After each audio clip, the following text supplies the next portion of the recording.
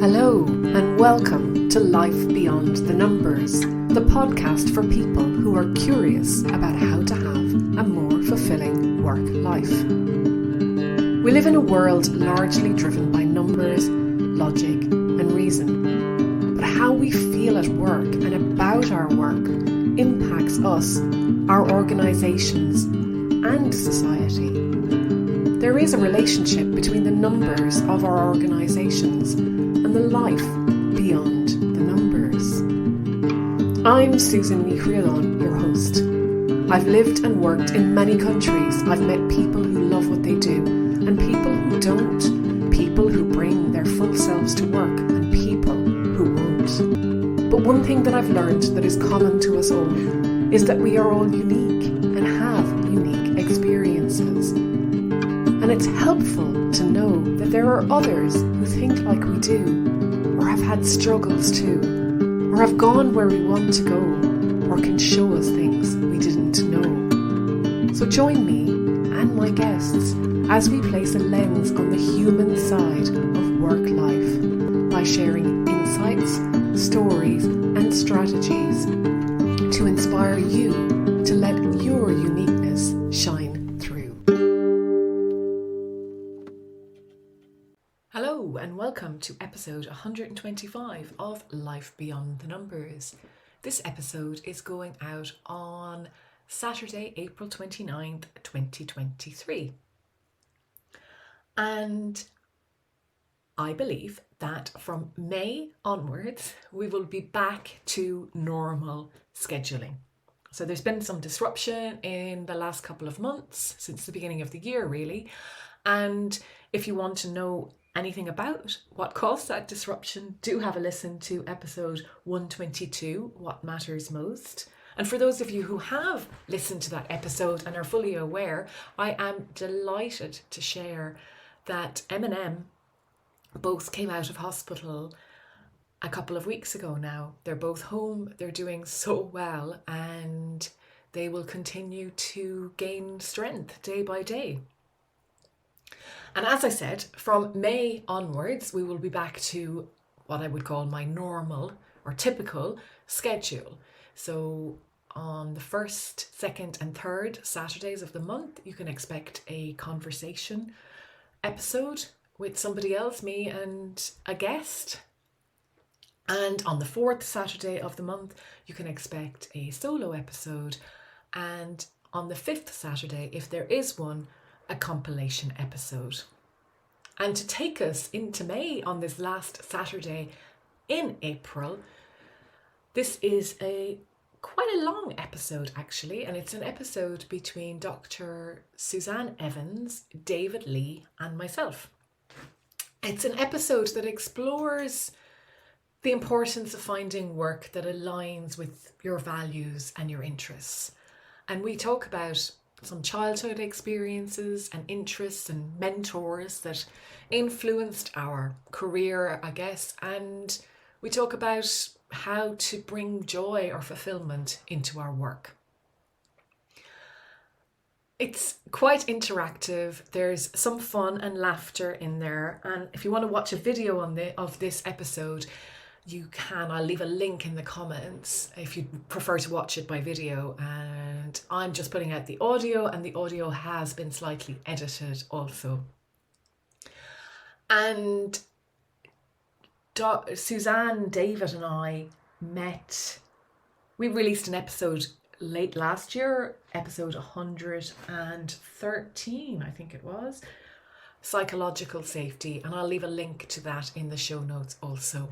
For now, enjoy the May bank holiday weekend if you're in the UK, and enjoy May wherever you are in the world.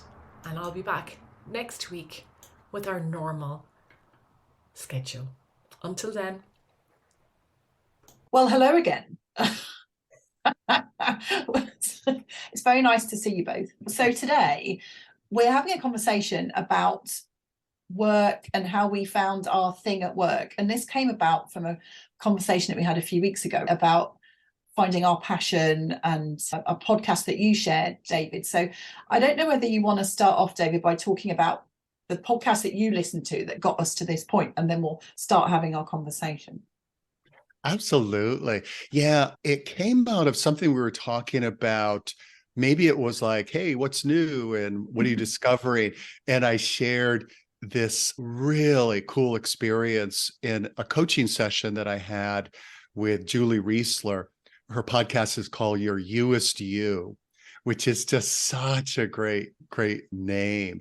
She trademarked it, and it came from just this like intuitive download about what her work was all about. And it's a wonderful podcast. So we started riffing about like, what does that mean to really be you and bring you into the world? And I think it was you, Suzanne, who said, hey, let's do our next recording on that. So yeah, this is going to be really fun.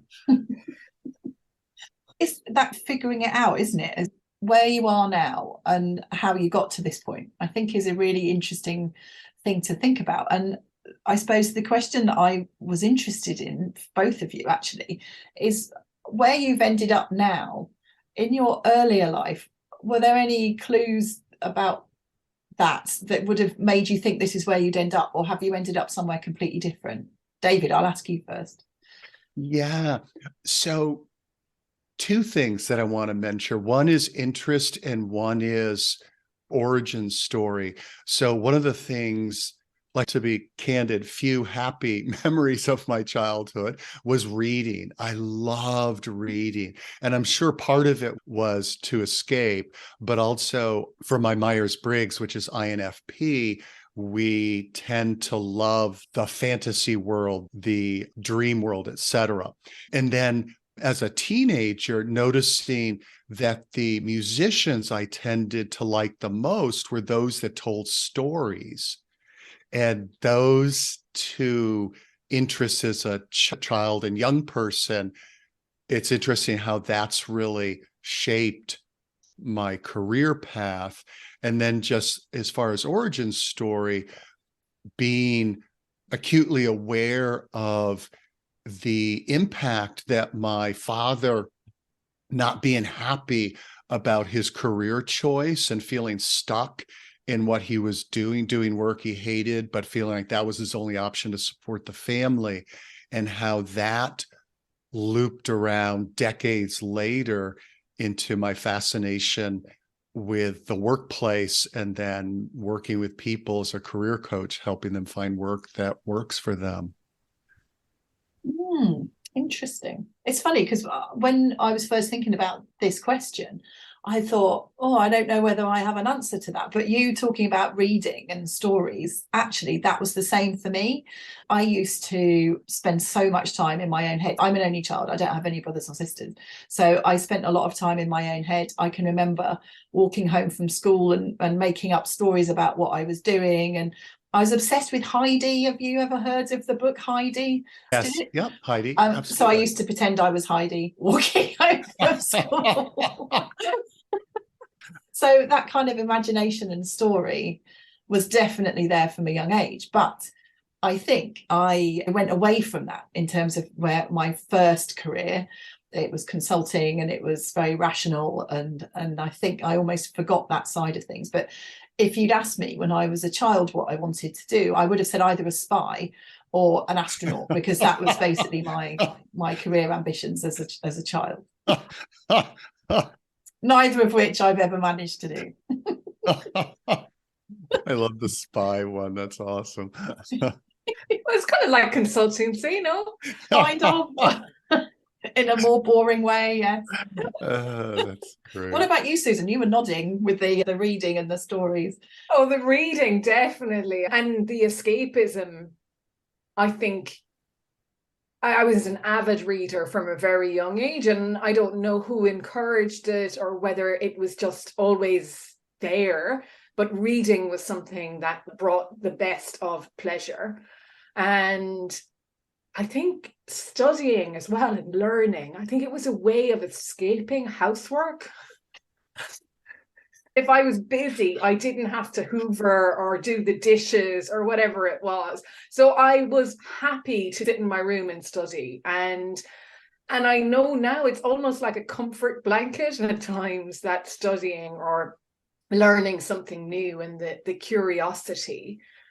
And I guess the curiosity came from childhood as well. I spent a lot of time with my uncle on a farm, and he was really patient and great at explaining things in a way that wasn't patronizing, but that he would bring you with him. And so even stuff that I probably wasn't remotely interested in has stayed with me over the years. And, you know, sometimes you just know how to do something, even though you never really remember learning it. That muscle memory is there from childhood or whatever. And I noticed that coming up when I was gardening last weekend for the first time ever. But clearly it wasn't, because somebody had taught me and I was curious to learn. So I think the reading, the curiosity, storytelling has played out in my life. But I did accountancy, so I really don't know where that came from. And the only thing that I have memory of numbers was always saving money. I don't think that had anything to do with it. And when I was about, I think 12, 13, I would write down the top 10 from Top of the Pops every single week. So I have a notebook, I found it at home, with the top 10 every week. Now, I have no idea why I was creating that list, but I think it had something to do with the numbers, that I've always been fascinated by numbers as well. You know, I also wonder, I don't know if we've ever talked about this. Have you done your Clifton Strengths?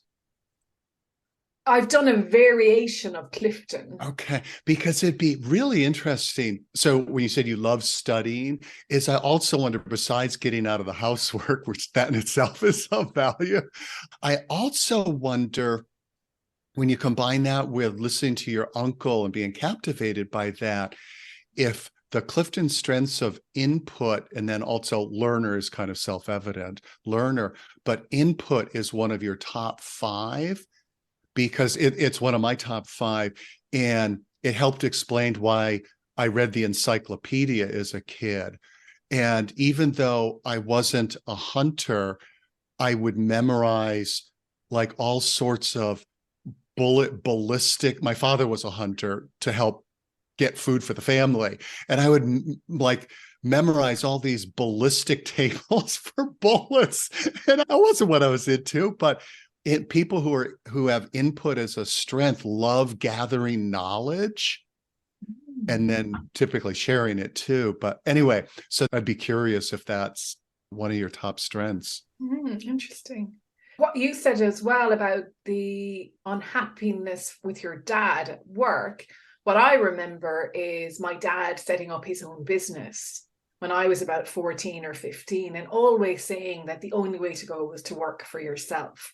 And I think that was a big driver for getting out of the organizational workplace and setting up alone. It was always there in the back of my mind that I would work for myself, not necessarily knowing what that would be in. The same thing happened to me, actually. So my dad set up his own business when I was about 12. And I think it was in the back of my mind all along. And so when I did decide to go out on my own, it actually wasn't that scary. And I can remember friends of mine saying, oh my goodness, you're so brave. And I was like, am I? It just seemed normal to me, because in my teenage years, both my parents worked in the business. And so their office was in our spare bedroom. And I grew up with that. And that was how it was. And so to me, it just seemed quite normal. But then at the time, I realized none of my friends had parents who had their own businesses. So it seemed really unusual for me to leave a well-paid, secure job and go off and do my own thing. But to me, it felt quite normal. It felt more scary actually to not do it than to do it, to me, because I was so unhappy in the job I was doing. So yeah, I think you're right, that what you see in your, especially in adolescence, I think has a big impact on what you end up doing. Yeah, and actually it's interesting that both of you mentioned examples of how in your early part of your career you were sort of following your non-US you. And it makes me think of it. I think it'd be really helpful for people if we shared a little bit about other ways we tried to be what we weren't. And I have just one that comes to mind, and I'm hoping you two can add to it. That one of the things, it's super humbling and kind of cringeworthy, is when I worked one summer putting myself through college as a door-to-door salesman, which was a brutal way to make money, especially if you're painfully shy. Oh my God. But one of the things that it did was introduce me to the world of personal development, because this company has been around for over 100 years. They recruit college students, so they know the only way these college kids are going to be able to survive is do lots of like personal development, reading, listening to, this is back with audio tapes. I remember listening to motivational speakers and thinking like, I want to be a motivational speaker. And I remember when I first started my speaking part of my career, oh my God, I was uber intense. That's, oh man. And I remember the first time I did a presentation for my former employer, my former boss goes like, calm down, calm down. And I was like, what's he talking about? Like, you got to be like super motivational. And over the years, it's really hit me. Like, I'm enthusiastic about what I'm into, but I'm not one of those admonishing the audience, storming back and across the stage kind of people. So I'm curious, are there examples that come to your mind of how you tried to force yourself to be something that you weren't, and then the real you emerged later?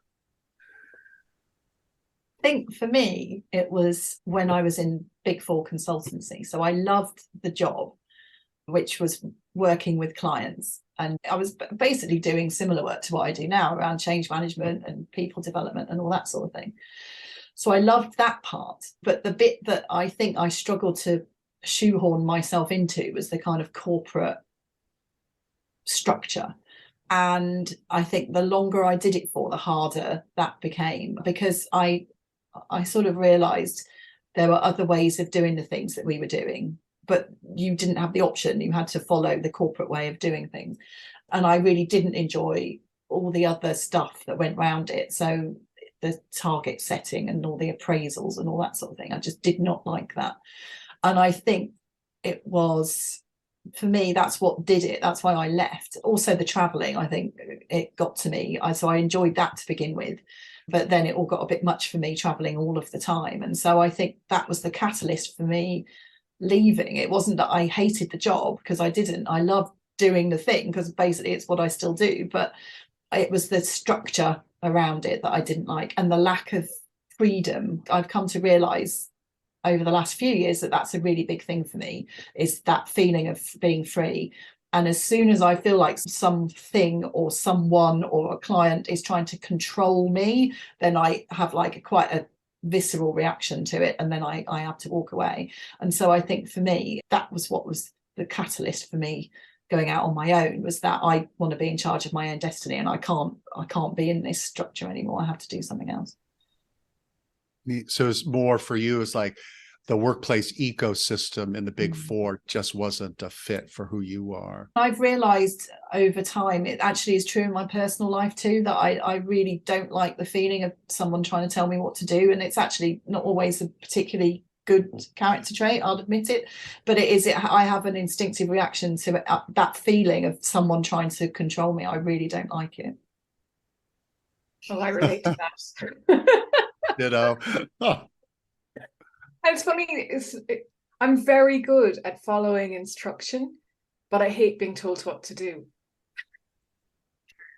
So I can follow something. If it's a process, I can follow it, and as long as it makes sense. But when somebody tries to control the way I approach it, that drives me insane. Yeah, so I'm with you there, Susanne. But for me, I really loved numbers, actually. So pursuing a career in accountancy, at least a first career, I would say, was probably a really good idea. And I actually really enjoyed the Big Six environment, because I learned how to work. I learned great skills that stood to me, that still stand to me. And I think what I found was the more I spent time with people and numbers and doing the accounting side of things, I first of all realized that I didn't want to make money for other people, that wasn't how I wanted to spend my life, that making money for other people. So I went the non-profit route and thought, well, at least that way doing some good in the world. But what I found there was people just saw the numbers person. They didn't see the value that I brought to the organization as well. And it wasn't true all of the time, but there was a balance. And funnily enough, the time I really remember, I think I would say trying not to be me in order to get a job almost, was when it backfired. I had a pretty tough reputation. There was no nonsense, but I had a tough but fair reputation. So people always knew that they could come to me and that I wouldn't hold a grudge and all of that. But I had a big demanding job being in charge of finance. So you kind of have to have a thick skin. And I remember people telling me that I was scary, that I had a scary reputation, which I didn't want to have. I didn't want that. So I went for a job interview and I really toned down how I came across. And after the interview, the feedback I got was that they didn't think that I was tough enough for the job.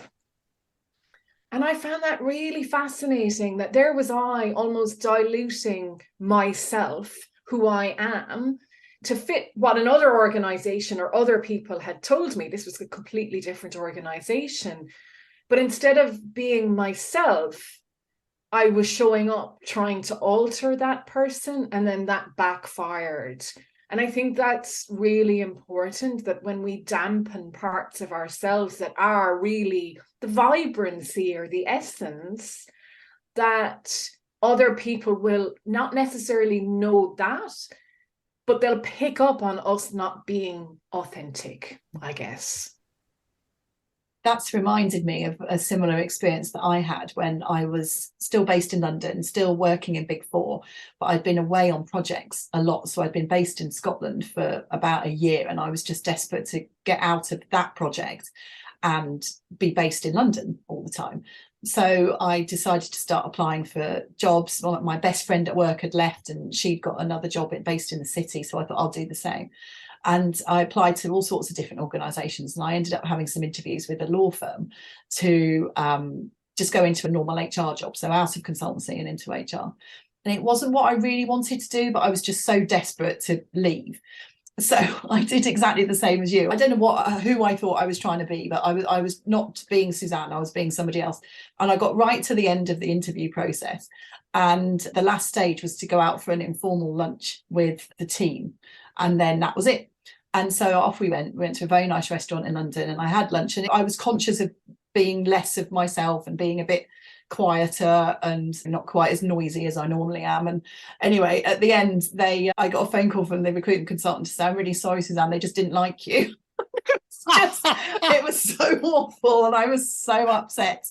This idea that they didn't want to take me on. I'd got through everything else, all the kind of difficult interviews, but the team had basically turned around and went, "We don't like her, we don't want her to join." And so I didn't get the job. I was absolutely devastated. But I don't know, they may not have liked me as me, but somehow it was even worse when I was trying to be somebody else and they still didn't like me.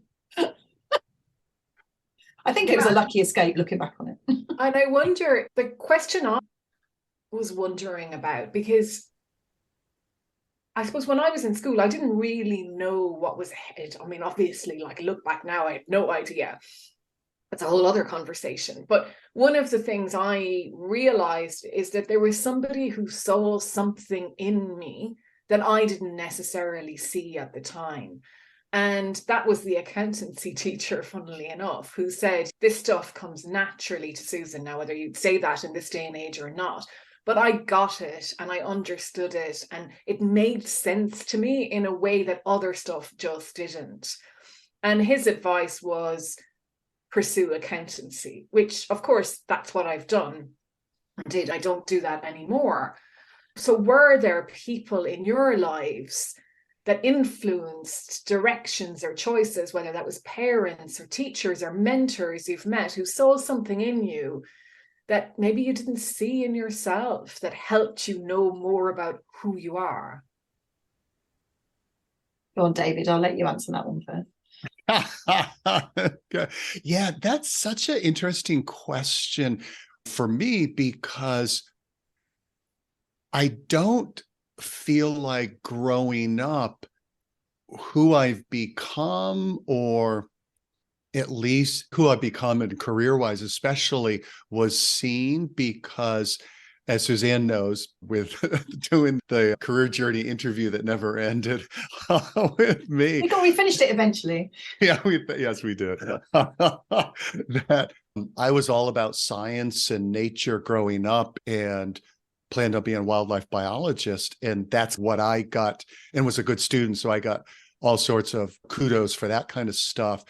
It was actually later in life, two comments from friends who, like really close friends, one who said, I had been helping her. She had started her own business and was new to Maine, where I live, Maine in the United States. And she said something kind of like a throwaway line. Like, she said, you love being the wind underneath people's wings. Like, you love helping people. And I thought, that's so true. It's much easier for me to help people do stuff than to get motivated than to do it myself. And even though a lot of my work has been audience facing, it's much more soul satisfying to be behind the scenes and help other people. And so that has stayed with me. And that's like, I don't know, 15 years ago. And then the other one was a buddy of mine calls me up one Friday afternoon, and he goes, you know, I hardly ever drink, but I'm in my office. I've had a couple shots of scotch because it's Friday afternoon and it's been a long week. And he says something like, you know, dude, I've been thinking about you and your storytelling, and you really need to focus more on that. And then he just goes on and on.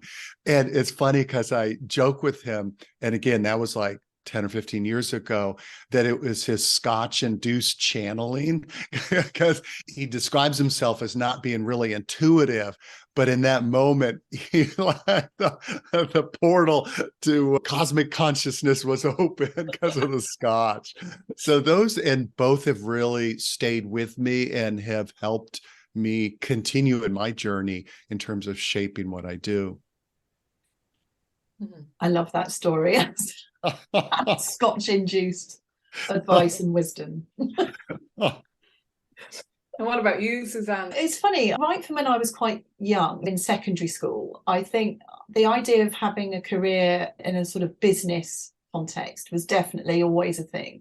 So when I was at secondary school, they had a young enterprise. I don't know whether that's something that's made it to the States, but it's where you set up a little business in your school with your classmates, and you run it as a project, and you have different roles, and you go out into the community and sell this stuff. You have to make it and all that stuff. It's really good fun. So I did that.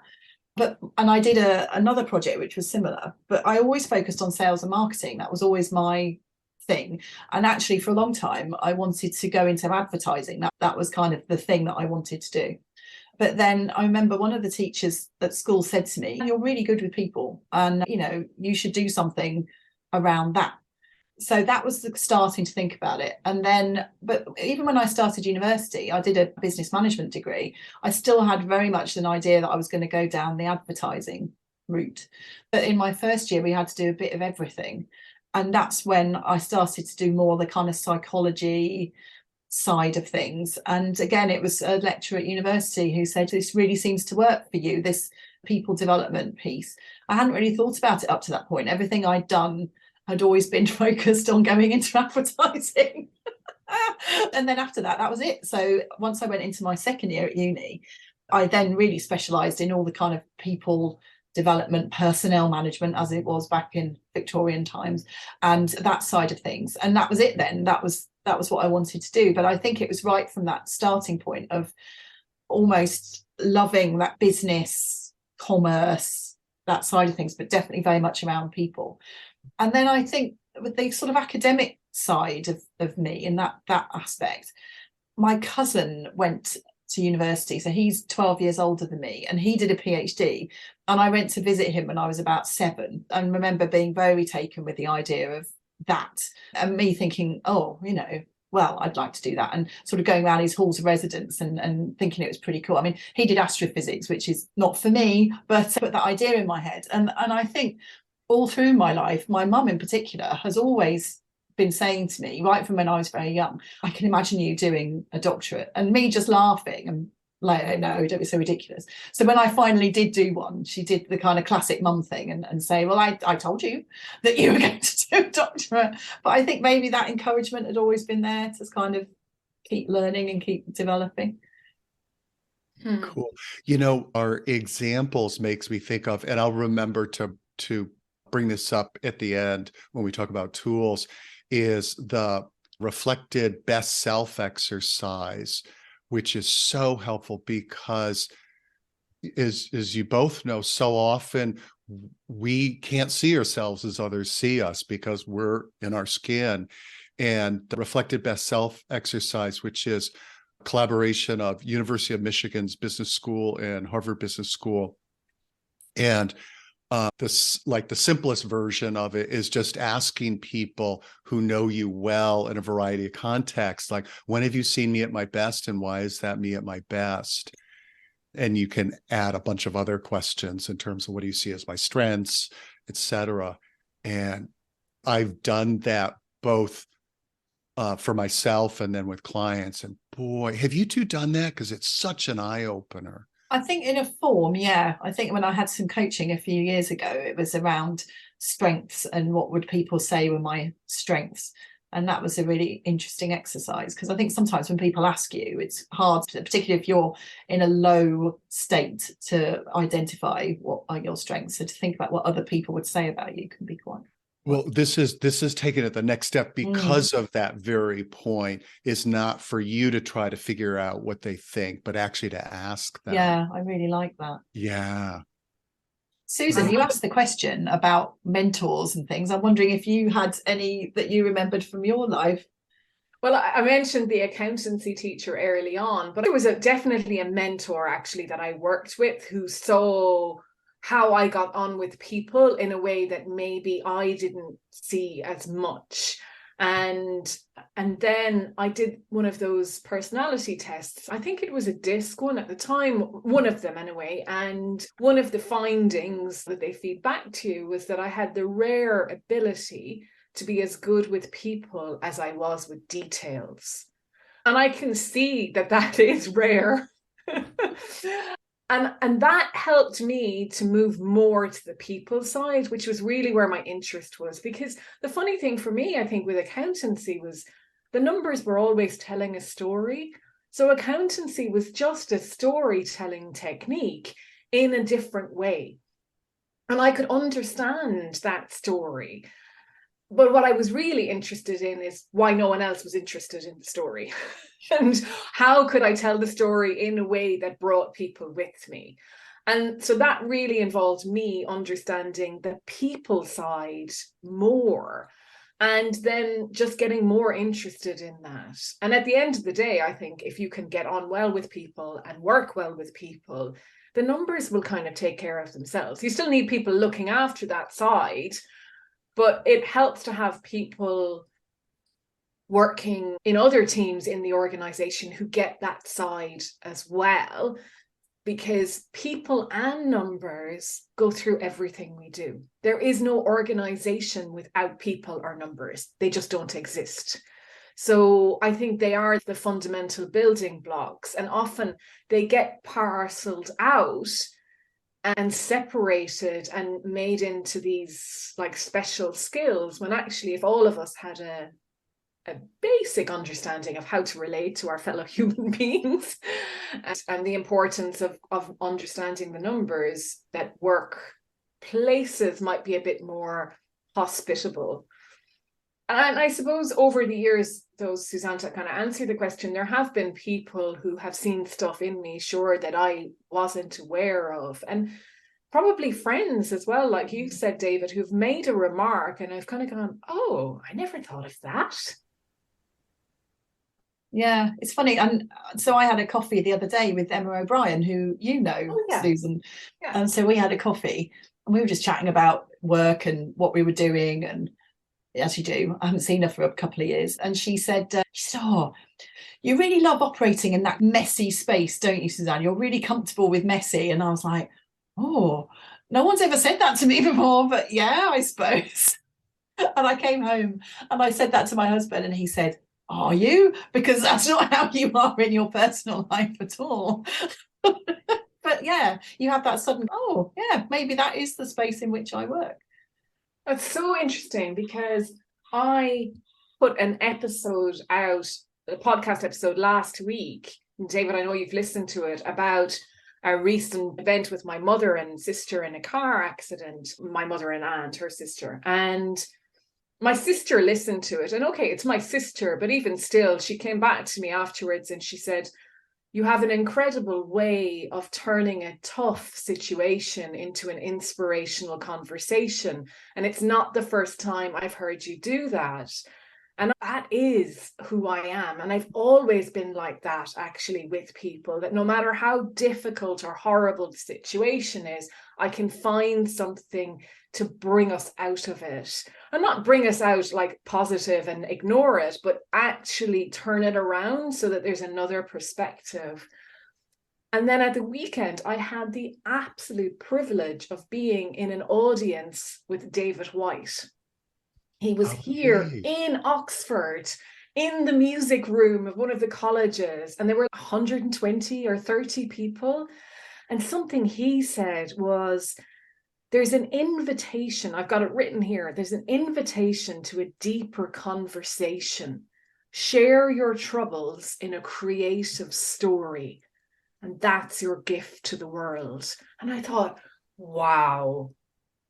We're talking about what's the youest you, and how do you become the youest you? And I think it's an ever evolving, I still feel like I'm trying to find that youest you of me, meest me. And that was another clue for me, because I always know that I want to help people resolve difficult situations. And we talk about whether you call it difficult or not. And I think I like what David White says, is that actually there's no such thing as going through life without difficulty. Let's call a spade at times, and let's actually figure out what is it about the situation that's difficult, deal with that and come out the other side. And renaming it without facing it may not do the same thing. But naming it just to make it sound like it's going to be difficult isn't the way either. I think it's more about when the situation unfolds that's tough and is tense. And then, yeah, that's where I like to live. Wow. But I think you're right. You don't answer this question, do you? The youest you, or your thing, or the niche that you want to occupy in the world. I think it's an ever-changing feast, isn't it? And you inch closer. It's like a trail of breadcrumbs that you follow, and you inch closer, and you do a piece of work and you think, yeah, that wasn't it. But then you do another piece of work and think, oh, actually that was close to it. And you just get nearer and nearer. Absolutely. And I love what you said, Susan, about David White. A couple of reasons. One is, and I think we've talked about this in previous conversations, I love what I remember him saying years ago, how many years ago, when bards and poets would go from town to town, they weren't coming there as gurus, like here are the 7 steps to becoming a great silversmith, that sort of thing. They were sharing stories of their struggles, and that was their gift.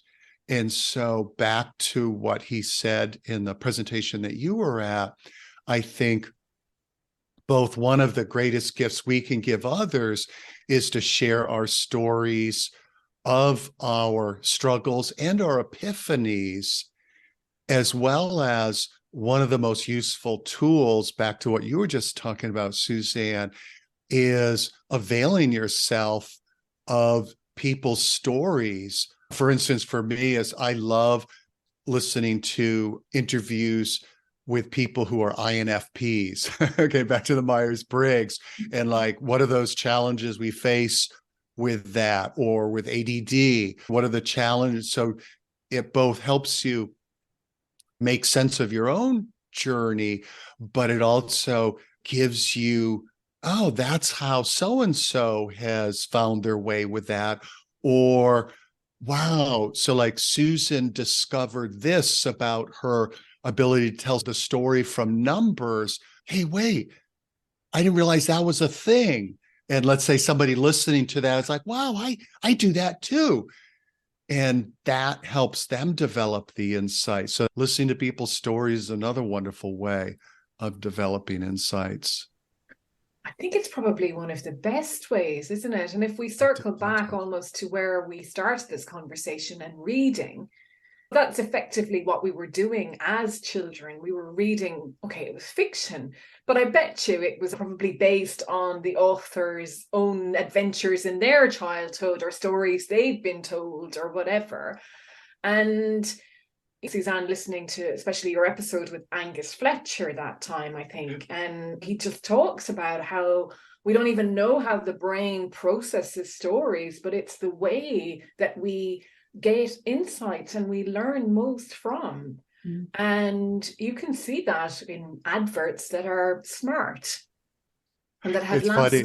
Oops, sorry. I was just going to mention a good old Angus Fletcher, is I love that. So that's another great perspective on storytelling. And I love what he said, is that great fiction doesn't lecture, doesn't say, okay, this is the way you're supposed to think. It creates an experience. And out of that experience, you have epiphanies, you have lessons learned, you have introspection created. So yeah, definitely folks, listen to that episode. Fantastic. You can listen to me fangirling all over Angus Fletcher. But I love that. And as I've said to you, Suzanne, you brought out stuff in Angus that I haven't heard other people. So I guess the fangirl approach worked. He didn't seem to mind.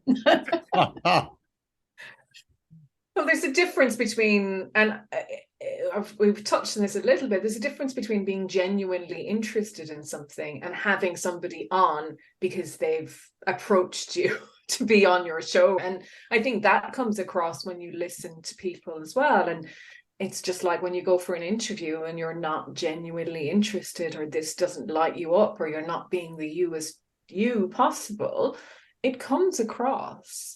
Whether we're able to put our finger on what exactly is coming across or not, it does come across.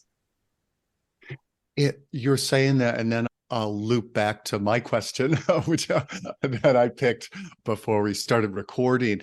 Both what you just said, Susan, and then back to what you were talking about, Suzanne, is it reminds me of this marketing guy that I've studied from years, Dan Kennedy. And one of the things he said about great advertising, this is such a great metaphor for really being authentically you versus trying to put on a persona. He said, great advertising doesn't just attract your ideal client, it repels your non-ideal client. And so one of the other gifts of really getting in touch with who we are and being that is we're more likely to attract people into our life and get the jobs or the clients that really fit us versus the opposite. So to ask my question, to build on Suzanne, we're talking about how else do you discover who you are, what your gifts are, etc. I'm wondering if we could start off with you, Susan, because I was really like hungering for when you were talking about realizing you were just great at numbers, but you told the story of what does this mean? Like, can you give an example of how that really dawned on you, that you weren't just a number cruncher, producer, finance person, you were able to connect with the why and why the people in your company should care about whatever it is you're sharing, and how that informed this next chapter in your career journey? Interesting. And I'm not sure that they're both related. So Oh, I'll okay. start Oh, with that. cool. Oh, really? Okay. Interesting. Okay. I started out in audit, and in audit, you go in and you look at another organization's numbers and you talk to people and blah, blah, blah. So you're constantly putting stories together around why people do things the way they do and how that feeds into the numbers. So I think I certainly, and anyone in audit would start to dig down deep into what's underneath and the underlying assumptions and all of that. So that's maybe the background. But for me, when you were speaking there, the thing that came up was, and I would say it wasn't, it's funny, I've skipped ahead to a few jobs, but 20 years ago, pretty much 20 years ago, I found myself in Uganda working as, I didn't find myself there, but literally I went off to Uganda. And I was working as a financial controller of a small non-profit, but an international one. We were just quite small in Uganda. And the team would just send their numbers into finance. And the finance team, who I was responsible for, would try and figure out, based on the funding that we had received, what they were spending the money on. And for me, this was just like the daftest thing ever. Well, how would I know if the invoice was for 500 concrete blocks, that it was for the up north place or the down south place or the eastern village or whatever? I mean, I just didn't know. And people didn't see the connection between the numbers on their invoices and the work that they were doing. And so if you didn't see that connection, just didn't make sense, the whole thing. And for me, we had a contract and we had to deliver that contract. And the contract is made up of two things, words and numbers. And if the numbers and the words don't match, then we're in trouble, because somebody is matching them somewhere along the line. And that's what I became very, I would say, passionate about, really, was making sure that the people who were working with me understood that when they read a contract, that they also knew the numbers that went with it, and that they could do it both ways, and that it was telling a story always. And yeah, and I suppose that just carried through. So everywhere I would go, when people asked for anything, can I have money for whatever, I would always ask, well, what was it for? Explain it to me, and get people to think in real terms about the money they're spending. Because when you don't see it, you're only passing an invoice or making an order. You don't see the actual funding moving around. It's hard to concretize that. So I think making people related to their activities on the ground was how I did that. And then you build that up as you go higher in an organization, and you have to bring people with you. And I suppose what I do now, I guess the way I look at it is, when I go into an organization or work with an organization, I know the numbers. I know how to do the numbers. And that's a skill set that not many facilitators or coaches, leadership development people will have. So I can also say, well, let's leave the numbers here for now, and let's work on the people part, because actually getting the people working together well is really important, because often the numbers are where the difficult and tense moments will lie. And let's tackle the numbers later. And to be honest, I don't really want to tackle them at all. It's helpful to understand that if I talk to a chief executive or a finance director or CEO, whoever it might be, I can have the conversation at that level, that I understand what they're talking about, and they don't have to translate it, I guess. However, they might need to realize that to bring people with them, they'll need to translate that.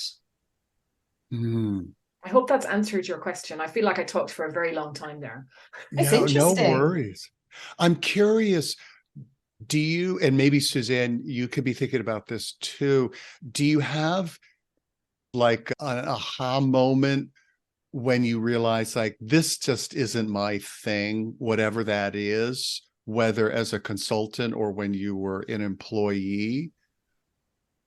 So that, like, your non-US you, if you will.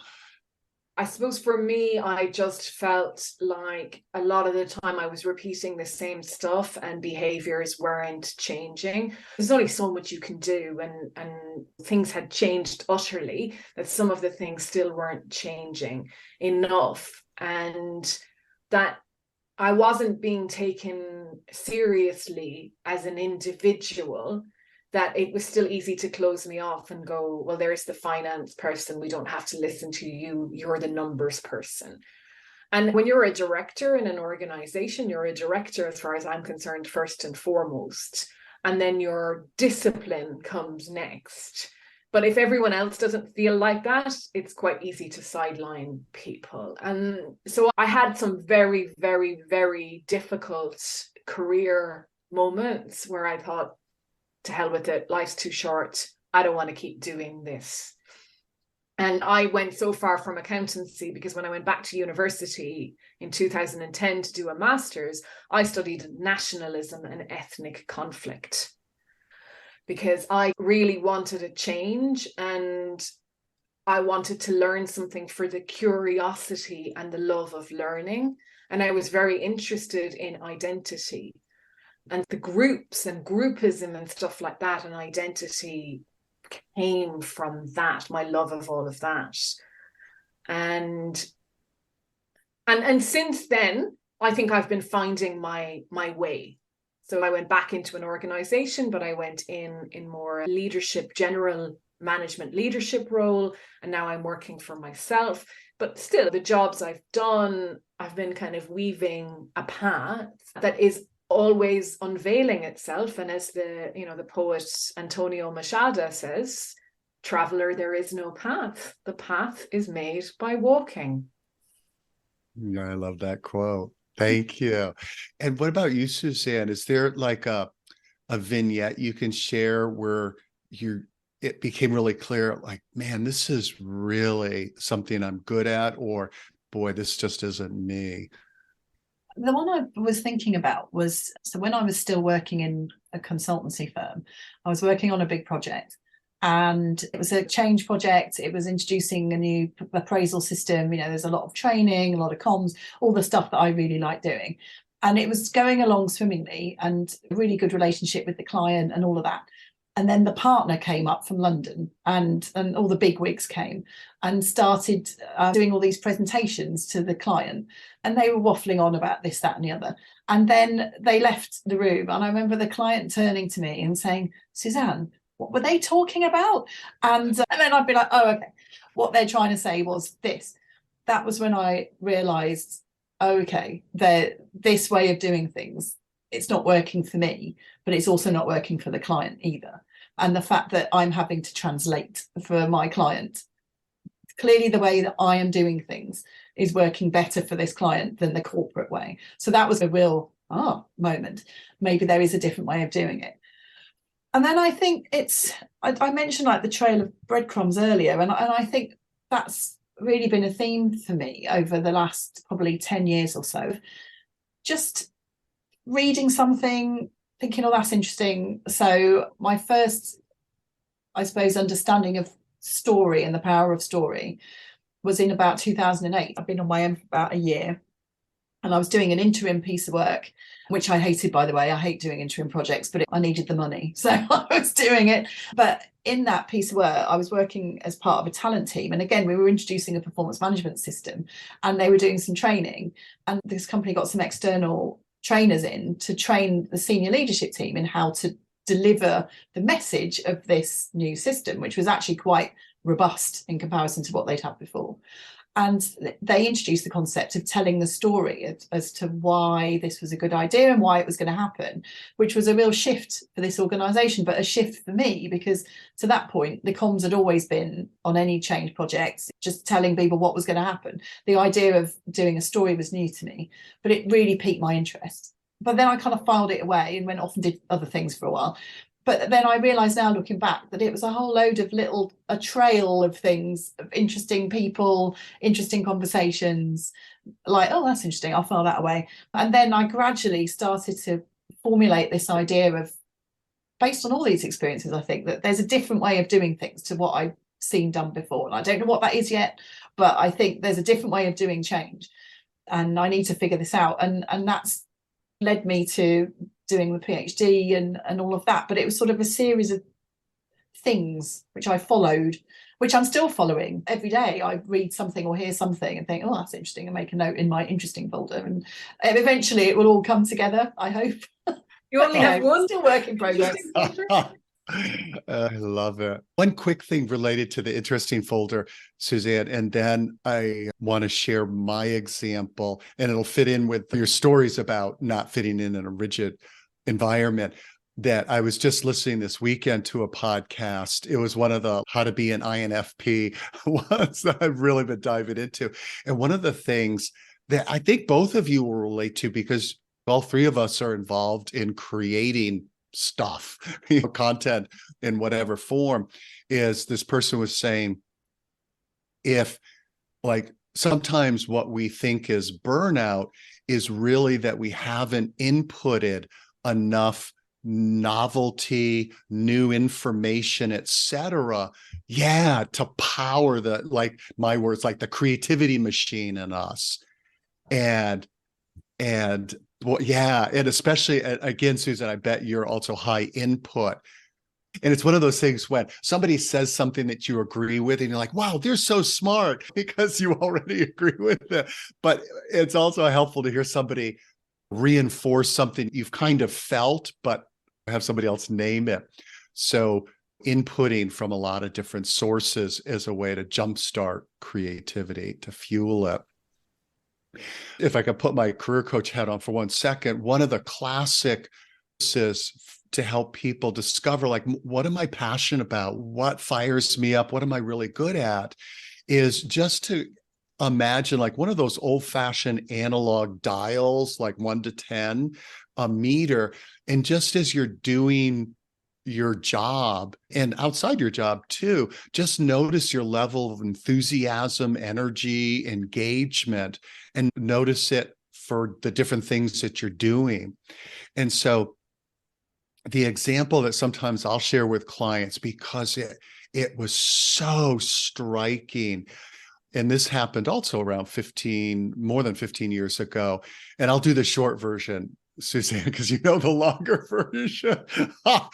And so, in the storytelling theme, yet again, with all of us comes out, I was approached by an organization to help them create a storytelling and business seminar. And I was like super pumped, because at that point, I was still working on translating my work in clinical storytelling, therapeutic storytelling, into the workplace. I had plenty of ideas, but not lots of opportunity to share those. I'm like, this is awesome.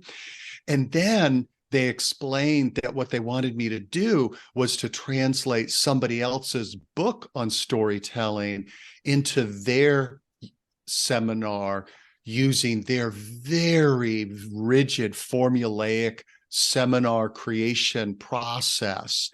So that exactly. So for people just listening to audio, Susan just did a big yawn. I love it. Exactly.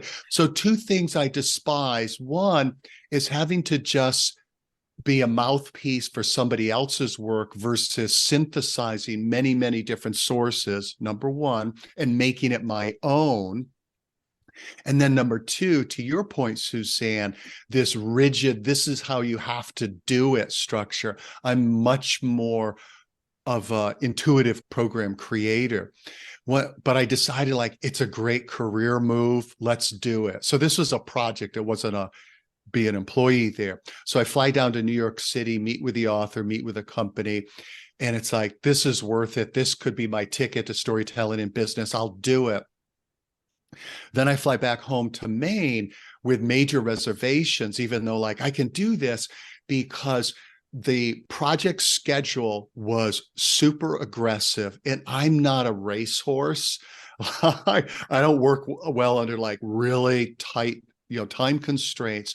I had to learn a whole new learning management system, not my idea of a good time. And I discovered really quickly that this was a very no nonsense, impersonal organization. There was no like how the three of us get along and like laughing, joking, caring about the other person as a human. It was all like chop chop, like what's up? Like, have you delivered this?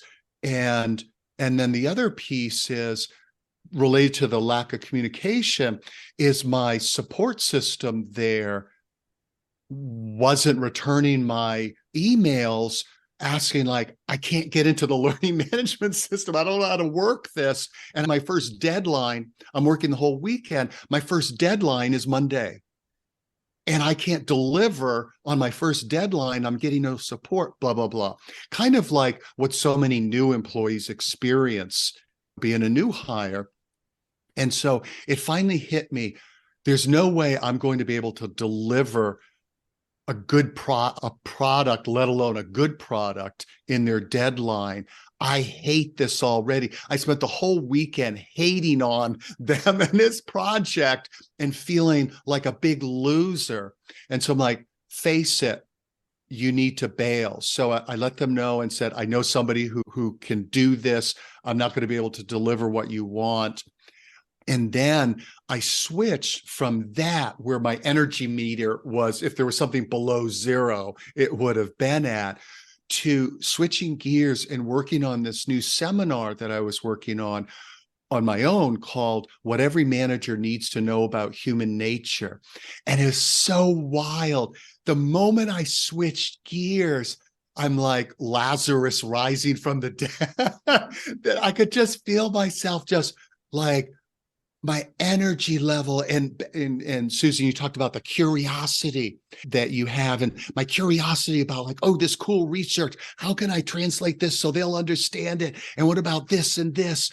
And it just hit me. It's like, I need to do my thing and not be a spokesperson for somebody else's material, and work in an organization that's very formulaic and frankly really transactional and impersonal. That's not me. So that's an example of that. And I think it's interesting, isn't it? The stories we've all told, it's almost like a visceral reaction to doing something that isn't you. You know it when you feel it. And I think that's the learning for me, is thinking back to things that you've done in the past.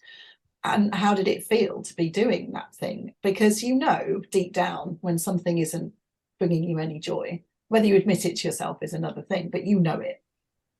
Yeah. And so to your point, let's bring that awareness more into the present in guiding our journeys versus looking, like there's some things we can't know until looking back, but really noticing, moment to moment, when we have that visceral, either like, man, this is awesome, I'm in the zone, or like, man, I hate this. Susan, you were going to say great. something. Well, that's just really reminded me of something. First, I wanted to just pick up on something you said right at the beginning, well, about the energy and the exhaustion and burnout. But again, back to David White, because something he said was, and this is somebody else had said it to him, but I don't remember who, but the antidote to exhaustion is not necessarily rest, but wholeheartedness.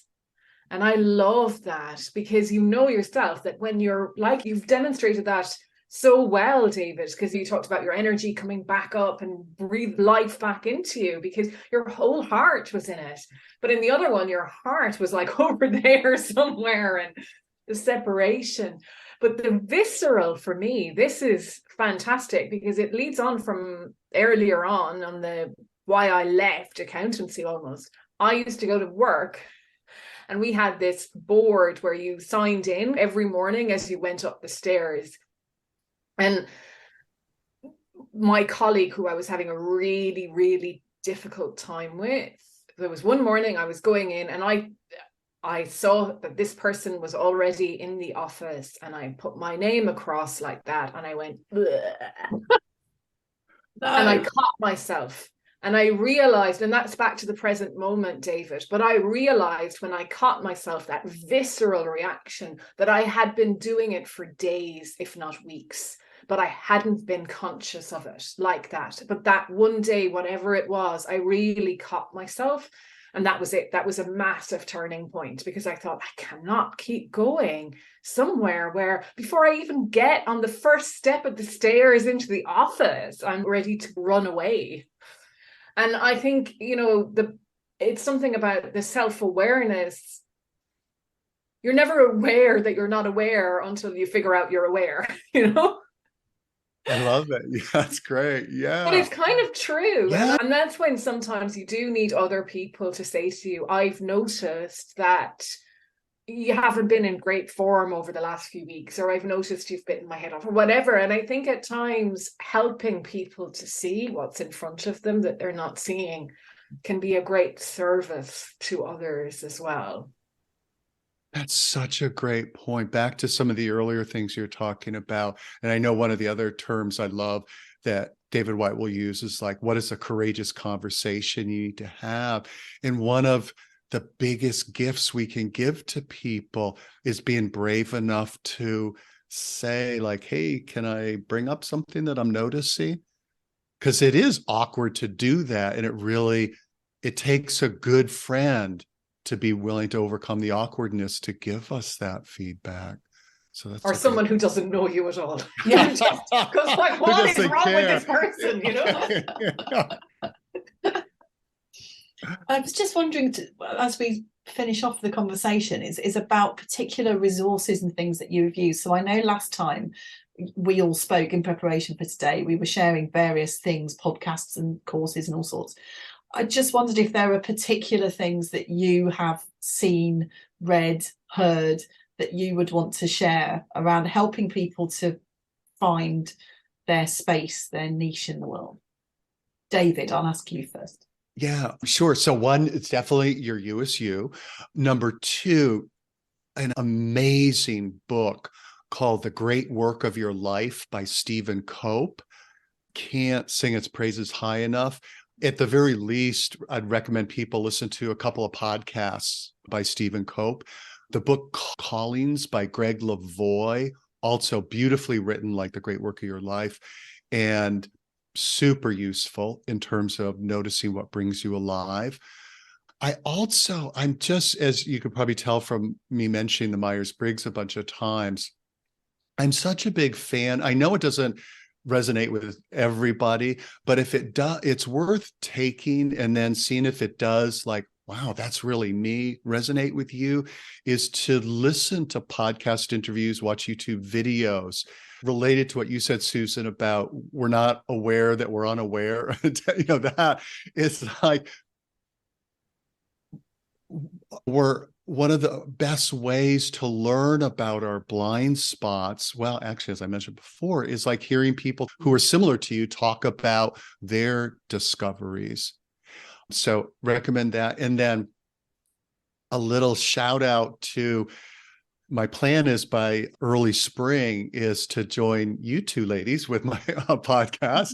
And it's going to be on people's career journeys and talking about moments of truth, of discovering like, oh, this doesn't work for me, this works for me, etc. So that's coming up soon. It's going to be excellent. And I'm not saying that because I'm going to be on it. Yes, thank you for being on it. And thank you, Susan. We got to book our time too. No, it's going to be good. I enjoyed my conversation with you about your career. It's just so fascinating. I think to look back. Susan, what about you? Stuff you've been doing that you found inspirational?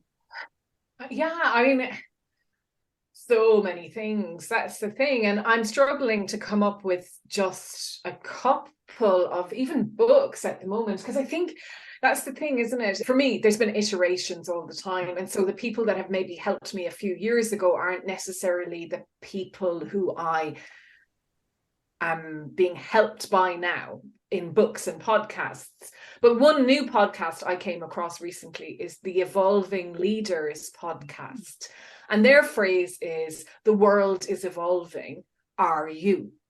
And I really like that. They're exploring quite new developments in neuroscience and science surrounding emotions and feelings and different ways of language and leadership and stuff like that. So they've got a really good array of guests. And I suppose, yeah, I think just get curious is what I would say, and hold it lightly, have a bit of fun. I think it can be really stressful, and I know I found it very stressful to figure out what my passion was, because I love so many things. I didn't want to narrow it down. And I think and what you've talked about, Susanne, it's the breadcrumb trail. Look back as well at the things that brought you joy, and often doing the highs and lows of my career. What was it that I overcame will show you some of your strengths. And I think you can do a lot of this discovery on your own. And then, like you said, David, I think it's seeking out the people that sound like you, or that you would love to sound like, and you'll learn from them as well. And have conversations. You can get very lost in your own head, and it's also good to get out and talk about it. And sometimes when you hear yourself speak, you go, oh, now I've got a bit closer. I think the visceral stuff, again, like you've said, Susanne. So a sensory approach, I recommend, to doing things like that, and to hold it lightly. I think the worst thing you can do is say, this is my passion, and forget about everything else. And then it comes back and bites you. Yeah. And I agree not to get too stressed about it, because I think I've come across so many people, I'm sure you have too, who are searching for the perfect job, the perfect career. And there's no such thing. One's career has twists and turns and ups and downs. I've used the phrase with you, David, but the career climbing frame, or the career jungle gym, rather than the career ladder. It's just, everyone moves around. So I think it's good to not expect it to be perfect, and it's constantly changing. And for me, it's about, I laugh about my That's Interesting folder, but it is actually a thing. It's a physical ring binder with stuff in it that I put in when I read something that's interesting. And I have other ring binders, very old school, I know, but that are by topic. I know you can't see all mine, they're all over there. I have a bunch of them here too. If I moved around, you would. So I put them in topics for stuff that I read and write about all the time. But quite often I'll read something and I don't know where it fits into the stuff that I do. So it goes into my That's Interesting folder. And then at some point later it will come out, or it won't, because I'll no longer find it interesting. So for me, it's about keeping track of this stuff so that you can follow the breadcrumbs, because we all read a lot of stuff. Everyone sees a lot of things, and I find it difficult to keep track of everything. So I just make little notes and things like that for myself. Susanne, before we wind up, can you just say a little bit about the Career Jungle Gym? Because that was such a cool metaphor. And it goes back to actually what we didn't talk about. When I talked about the little meter, I didn't really talk about experimentation and back to Susan, you're talking about make it sensory, like try stuff out. I forgot to mention that. Oops. Your Career Jungle Gym will perfectly frame that. So can you share that? Because that'll be really helpful to listeners. And I can't take the credit for this. So this was actually one of my clients who first told me this phrase, but we were talking about the traditional way of thinking about a person's career, where you start here and you climb up the steps in the ladder, and then at some point you reach the top of the ladder. And she said to me, the world has changed, and now it's like a climbing frame in the UK, a jungle gym in the US, where you climb up a few steps and then you might do something else for a while, and that takes you off sideways or even downwards, and then you might go off somewhere else, and the end point might be the same or not, but you'll have got there in a series of steps. So I think for me, when I left my consulting job, a few people said to me, oh, aren't you scared of getting off the career ladder? And I just said no, because I don't want to be on that ladder, and I'm going to make my own ladder, so get lost. And so that was kind of that was my way of thinking. And I think we all need to break away from that way of thinking, because the world isn't like that anymore. For some people, that's great. You start somewhere and you work your way up and you never leave. But I mean, how many people is that relevant to? So I think for everybody, it's about being creative, experimenting, exactly as you said, David, and accepting that your career is not going to be a series of upward trajectories, that there will be bits that don't work sometimes, and maybe sideways, maybe downwards, but that's all okay. Love it. Makes for an interesting life. It certainly does. Thank you both so much. It's been another wonderful discussion. The time has flown by yet again. Thank you both. Thank I hope you. people listening and watching this get a lot out of it. And I would encourage anybody to get in touch with David and Susan, because they are both very wise people and you'll learn a lot from speaking to both of them. Any of the three of us.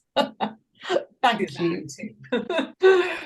Thank you so much for listening. I hope you've enjoyed the paths we traversed on today's episode. If something rang through for you, be sure to let me know. Or maybe you can share this with someone in your life who would benefit from listening too.